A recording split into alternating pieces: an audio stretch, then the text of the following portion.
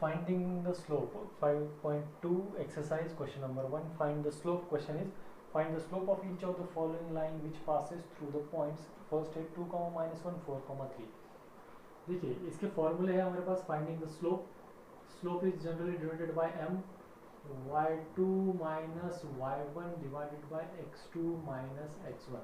किसी भी एक पॉइंट को आप x1 y1 और किसी दूसरे को x2 y2 कंसिडर कीजिए. ये y2 की वैल्यू 3 माइनस y1 की वैल्यू -1 डिवाइडेड बाय x2 की वैल्यू है 4 माइनस x1 की वैल्यू है 2. यहाँ पर स्लोप कितना मिलेगा हमें 3 + 1 is 4 divided by 2 that is 4/2 मतलब m इज इक्वल टू मिला 2. नेक्स्ट इसका सेकंड एग्जांपल है हमारे पास C point having coordinates -2, 3 and D point having coordinates 5, 7. देखिए अच्छे से देखिए क्योंकि इसमें दो एग्जांपल्स में आपको करा के देने वाले हो, दो आपको होमवर्क का करना है इसके आगे वाले. ठीक है, तो slope of segment CD which is denoted by m. ठीक है, इसको मैंने x1 y1 कंसीडर किया, इसको मैंने x2 y2 कंसीडर किया. आपके अजम्पशन के हिसाब से आप किसी को भी x1 y1 x2 y2 consider कर सकते हो. ठीक है, by writing formula y2 minus y1 divided by x2 minus x1. y2 minus y1 मतलब 7 minus 3 divided by 5 minus of -2. 7 minus 3 is 4 divided by 5 plus 2 is 7. 4/7 is the value for slope of segment CD. ठीक है, इसके बचे हुए दो examples जो है E और G पॉइंट के, ये आपको होमवर्क के लिए करने हैं. Then if the x and y intercept of line L are 2 and 3 respectively, then find the slope of line L. Line L का स्लोप हमें फाइंड आउट करना है.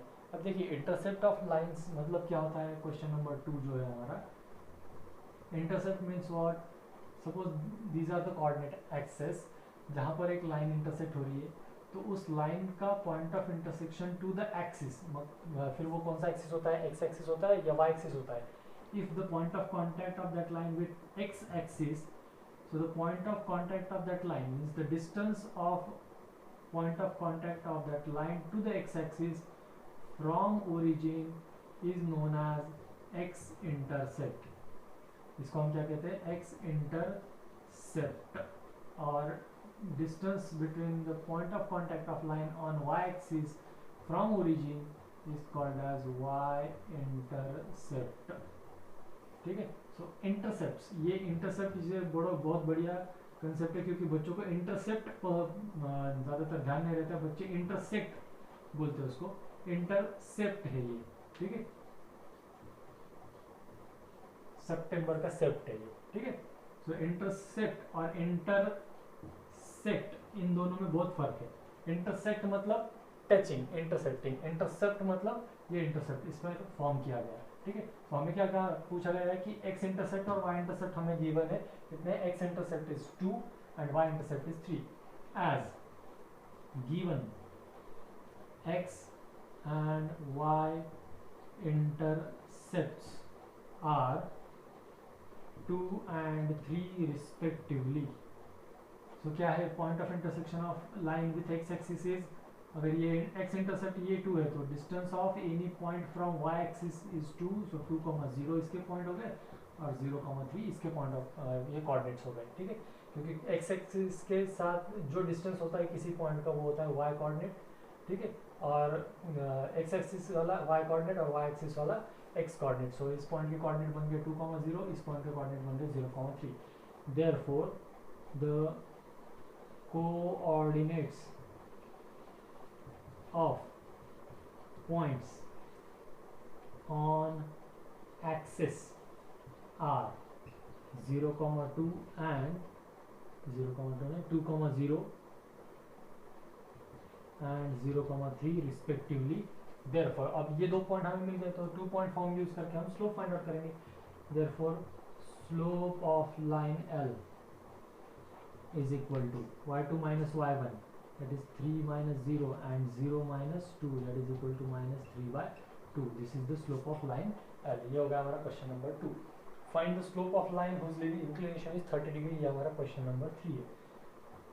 इंक्लिनेशन कितना है हमारा, inclination theta is equal to 30 degree और हमें slope निकालना है. m is equal to tan theta हमारा फॉर्मूला है. तो tan थीटा मतलब tan 30 degree which is nothing but equal to tan 30 की वैल्यू कितनी होती है, that is 1/2. √3, so slope is equal to 1/√3. Snap कर दूंगा। क्वेश्चन नंबर 4 आपको होमवर्क के लिए रहेगा, क्योंकि क्वेश्चन नंबर 4 में भी जैसे क्वेश्चन नंबर 3 के लिए हमने यूज़ किया था m is equal to tan theta, वही फॉर्मूला यूज़ करना है जहाँ पर आपको इंक्लिनेशन गिवन है π/4। ठीक है, अब क्वेश्चन नंबर 5 हम करेंगे। क्वेश्चन नंबर 5 में हमें क्या दिया है, तो question number 5 is a line makes intercept 3 and 3 on the coordinate axis, find the inclination of the line. Line का इंक्लिनेशन फाइंड आउट करना है, ना कि हमें स्लोप। ठीक है, इंक्लिनेशन मतलब थीटा फाइंड आउट करना है। ठीक है, सो क्या गिवन है, intercepts form by given line are 3 and 3 with respect to coordinate axis।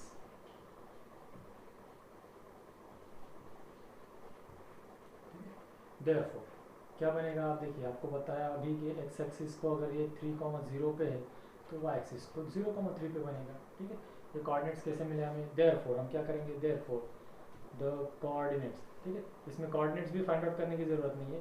क्यों नहीं है ज़रूरत, क्योंकि अगर ये x इंटरसेप्ट x का इंटरसेप्ट इसका 3 है और y इंटरसेप्ट इसका 3 है, तो देखिए कैसे फाइंड आउट करते हैं, इसका थीटा फाइंड आउट करना है, ये थीटा हमें फाइंड आउट करना है। ठीक है, therefore इंक्लिनेशन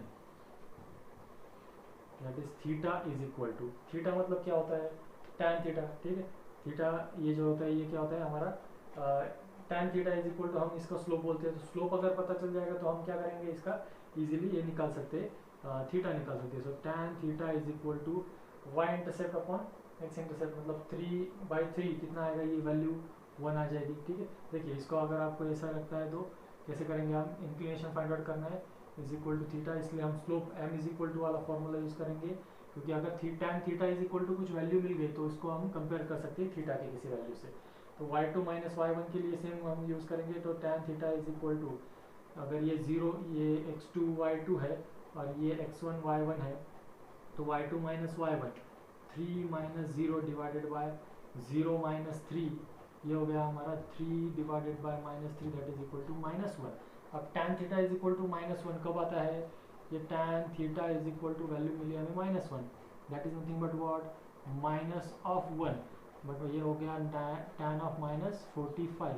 अब tan of minus tan of 45 मतलब क्या होता है, but it is equal to tan of 180 minus 45, क्योंकि हमें पता है tan of 5 minus theta is minus tan theta. Therefore tan is equal to कितना है यहाँ पर, tan 180 minus 45 is tan 135। So tan theta is equal to मिला हमें 135, that means inclination theta is equal to 135 degree, ये हमें मिला। अगर आपको यहाँ पर रेडियन में लिखना चाहो तो रेडियन में भी लिख सकते हो, कितना आएगा ये 3π/4। ठीक है, therefore theta is equal to 135 degree और 3π/4 रेडियंस। ये हो गया हमारा क्वेश्चन नंबर 5। नेक्स्ट है क्वेश्चन नंबर 6। क्या है question number 6, without using Pythagoras theorem show that points A 4,4, B point, what is B point 3,5 and C point -1,1, these 3 points forms a right angle triangle। ठीक है, ये तीन जो है ये vertices of right angle triangle है, ये हमें प्रूव करना है विदाउट यूजिंग पाइथागोरस थ्योरम। तो हमें पता है क्या करेंगे, हम सबसे पहले AB का स्लोप निकालेंगे, BC का स्लोप निकालेंगे और AC का स्लोप निकालेंगे, 3 लाइंस का स्लोप निकालेंगे। और 3 लाइंस का स्लोप निकालना है तो हम क्या करेंगे, राइट एंगल ट्रायंगल प्रूव करना है, मतलब किसी भी 2 लाइंस का स्लोप हमारा ये एक दूसरे के नेगेटिव इनवर्स आएगा, मतलब दोनों का प्रोडक्ट इज इक्वल टू -1 आएगा। ठीक है, तो इसको हम इजीली राइट एंगल ट्रायंगल बोल सकते हैं। ठीक है, as ABC are the vertices of any triangle, किसी भी एक ट्रायंगल के वर्टिसेस हमने कंसीडर कर लिए। तो अब हम क्या करते हैं, सबसे पहले तो यहाँ पर AB का स्लोप निकालेंगे, स्लोप ऑफ AB सेगमेंट। ठीक है, AB में ये x1 y1 और ये x2 y2 हम कंसिडर करते हैं। सो बाय यूजिंग फार्मूला, कौन सा formula, m is equal to y2 minus y1 divided by x2 minus x1, ये फार्मूला हम यूज करते हैं। तो y2 की वैल्यू यहाँ पर 5 minus 4 divided by 3 minus 4 is equal to कितना आया, देखिए ये 1 डिवाइडेड बाय -1 दैट इज -1 आया, एक का स्लोप आया ए बी का, स्लोप ऑफ ए बी हो गया। अब हम क्या करेंगे, स्लोप ऑफ बी सी निकालेंगे। Slope of B C is equal to, यहाँ पर इसको x2 y2 किया है, इसको x1 y1 कर दो, तो y 5 minus of -1 divided by 3 minus of -1 is equal to, ये कितना हो गया 6 डिवाइडेड बाय ये हो गया 4, कितना मिला हमें 3/2। ठीक है, ये तो नहीं है। अब हो गया, बचा कौन, ए सी बचा अभी। Slope of A C is equal to, A C का स्लोप मतलब अब ये कहाँ पर हो, इसको ये x2 y2 कंसिडर कर लो, तो ये -1 minus of 4 divided by -1 minus of 4, ये हो गया -5 divided by -5 is equal to 1। We know that, यहाँ पर देखिए क्या हो गया, ए बी और A C, slope of A B is equal to minus of slope of A C. That means वो, अगर यहाँ पर हम करें slope of A B into slope of A C is equal to -1 मिला हमें, therefore can we say that, क्या हम कह सकते हैं यहाँ पर हम कह सकते हैं कि segment A B and segment A C are perpendicular at point A. अब देखो ये कैसे कहा हमने, क्योंकि we know that product of slope of two lines is equal to, अगर -1 है तो वो दो लाइंस परपेंडिकुलर होती है, तो परपेंडिकुलर एट, अभी इसमें कॉमन पॉइंट कौन सा मिला, A point, therefore it is perpendicular at A, therefore we can say that कौन से पॉइंट्स हमें जो प्रूव करने थे, therefore A point 4,4, B point 3,5 and C point -1,1 are the vertices of triangle ABC, which is nothing but are the vertices of right angle triangle ABC। ये हमें prove करना था, जो हमने प्रूव करके दिखा दिया। समझ में आया कैसे किया हमने प्रूव, ठीक है। उनके तीनों के स्लोप्स निकाले, और जिन दोनों के स्लोप हमारे नेगेटिव इनवर्स मिले एक दूसरे के, मतलब जिनका अगर हम स्लोप निकालना चाहिए उसका प्रोडक्ट मिला हमें -1, उस हिसाब से हमने इसको सॉल्व किया कि ये परपेंडिकुलर है। Okay, question number 7 from exercise 5.2। Question is find the slope of the line which makes an angle of 45 degree with the positive direction of y axis measured anticlockwise. अब सबसे पहले तो ये जो क्वेश्चन है, question में क्या given है ये हमें समझ में आना चाहिए। 45 डिग्री गिवन है, 45 degree makes an angle with y axis, y axis कहा गया है, मेजर्ड एंटी क्लॉकवाइज, ठीक है। मेजर्ड एंटी क्लॉकवाइज हमें पता है ये होता है ये एंटी क्लॉकवाइज और ये होता है क्लॉकवाइज, ठीक है। सो एंटी क्लॉकवाइज मेजर किया गया है, means like this. So anticlockwise measure किया है with respect to y axis, ये जो मेजरमेंट है ये 45 डिग्री गिवन है हमें, ठीक है। As angle measured anti-clockwise with respect to y-axis or positive direction of y-axis is 45 degree. Therefore, we can say that angle with respect to positive direction of x-axis will be 135 degree. ऐसा क्यों? क्योंकि देखो diagram में अब ये दो access है, दोनों का दोनों परपेंडिकुलर होते हैं, 90 है, ये 45 है, therefore this angle must be also 45 degree. और ये जो है ये इसका लीनियर पेयर में, तो ये इसका आ जाएगा 135। So inclination therefore theta is equal to 135 degree. Inclination आया 135 डिग्री। हमें क्या फाइंड आउट करना है? Find the slope of line. इस लाइन का स्लोप फाइंड आउट करना है। तो अब थीटा पता चल गया है, तो हम क्या यूज़ कर सकते हैं? एम इज इक्वल टू, या slope is equal to m is equal to tan theta formula. We know that theta here it is 135 degree, so tan 135 it can be written as tan 180 minus 45 which is equal to minus tan 45 degrees that is -1. So the slope of line which forms 45-degree angle with y-axis measured anti-clockwise having slope as -1. Question number 8. The question is find the value of k for which points P having coordinate k, -1, Q having coordinate 2, 1 and R having coordinates 4, 5. अब ये जो तीनों points है ये collinear है. Collinear मतलब क्या होता है, जैसे हमने पढ़ा है कि पैरेलल लाइंस का स्लोप m1 और m2 अगर है तो वो इक्वल होते हैं. Similarly to that if 3 points are collinear तो उसमें से कोई भी 2 सेगमेंट क्रिएट कर लो, जैसे PQ PR या PQ QR. ठीक है, इन 2 सेगमेंट का अगर आप स्लोप निकालोगे तो वो स्लोप इक्वल आते हैं. ठीक है, कब? When lines are parallel as well as when points are collinear. ये दोनों केसेस में क्या होता है, स्लोप्स आर इक्वल. ठीक है, तो अब ये पॉइंट्स कोलिनियर है तो हम क्या कंसीडर करेंगे कि slope of PQ is equal to slope of QR. ठीक है, सो PQ के स्लोप के लिए इसको हम x1 y1 कंसिडर करते हैं और इसको x2 y2 कंसिडर करते हैं. PQ के स्लोप के लिए PQ slope y2 minus y1, formula कौन सा यूज़ करना है हमें, y2 minus y1 divided by x2 minus x1. ये फॉर्मूला है हमारा स्लोप के लिए, तो ये फॉर्मूला यूज़ करेंगे. देयरफॉर यहाँ पर y2 कौन है, 1 minus y divided by x2 is 2 और यहाँ पर ये y1 की वैल्यू है -1 divided by 2 minus k is equal to slope of QR. ठीक है, स्लोप ऑफ QR है, यहाँ पर x2 y2 दिया है तो इसको x1 y1 दे देंगे. तो 1 minus 5 divided by 2 minus 4. Calculation करेंगे अब इसका 1 प्लस 1 ये हो गया 2 divided by 2 minus k is equal to 1 minus 5 minus 4, 2 minus 4 is -2 that is equal to 2.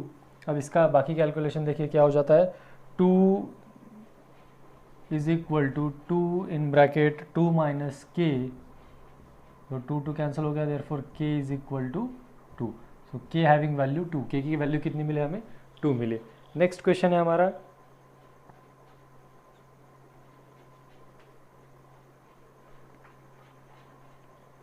So 2/2 minus k is equal to आया 2. तो कैलकुलेशन हो गया यहाँ पर ये 2 से मल्टीप्लाई किया तो 2 2 ज़ा 4 minus 2k is equal to 2. तो ये 2k इधर ले लिया और 2 ट्रांसफर कर दिया तो ये इक्वेशन बन गया 2k is equal to 2, therefore k is equal to value मिले हमें 1. Now we are looking question number 9.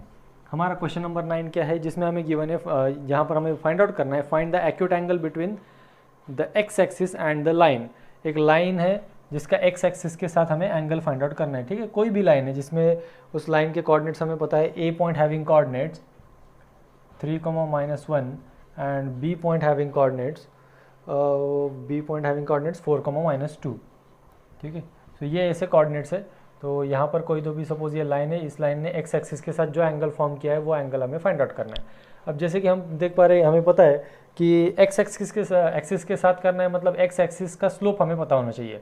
We know that slope of x axis is suppose m1 is equal to 0, क्योंकि x axis का x axis के साथ inclination 0 होता है, therefore tan 0 is 0. and slope of line AB line का slope, यहाँ पर अब इसको x1 y1 और x2 y2 कंसिडर करते हुए इसको हम स्लोप फाइंड आउट करेंगे. फॉर्मूला वही y2 minus y1 divided by x2 minus x1. तो स्लोप ऑफ लाइन AB क्या मिला हमें, slope of line AB is equal to y2 की जगह पे y2 की value -2 minus +1 divided by 4 -3 that is equal to, देखो क्या है ये, -1 divided by 4 -3 is 1 that is equal to -1.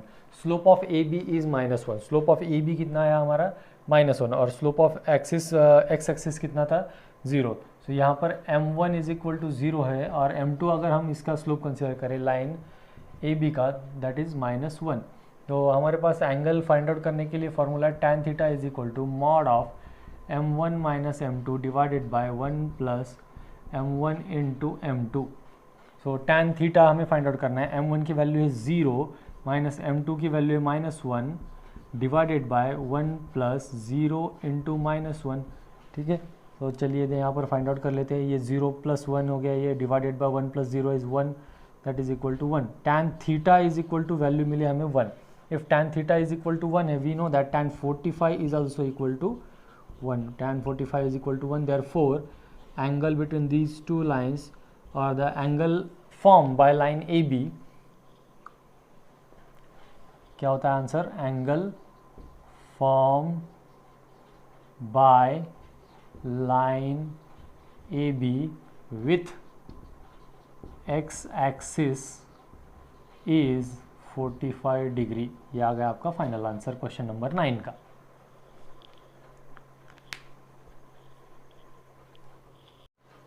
Question number 10, a line passes through the points a point x1 y1 और b point h, k। इन दो points में से एक line पास हो रही है जिस लाइन का स्लोप है m, और हमें एक रिलेशन प्रूव करना है, that relation is k minus y1 is equal to m in bracket h minus x1, ठीक है। सिंपल है, slope of any line, slope of line A B is equal to formula. अब यहाँ पर ये x1 y1 given ही है, तो इसे मैं x2 y2 कंसिडर करता हूँ। क्या होता है formula? y2 minus y1 divided by x2 minus x1। Slope of line A B which is given to us that is m, y2 की वैल्यू है हमारे पास अब यहाँ पर k, माइनस y1 की वैल्यू तो y1 ही है, divided by h minus x1। Transfer this particular term, ये हो गया h minus x1 into m, h minus x1 into m is equal to k minus y1, ठीक है। और शायद यही प्रूव करना था, k minus y1 is equal to m in bracket h minus x1, hence proved. अब next question number 11 है। क्या है उस क्वेश्चन में?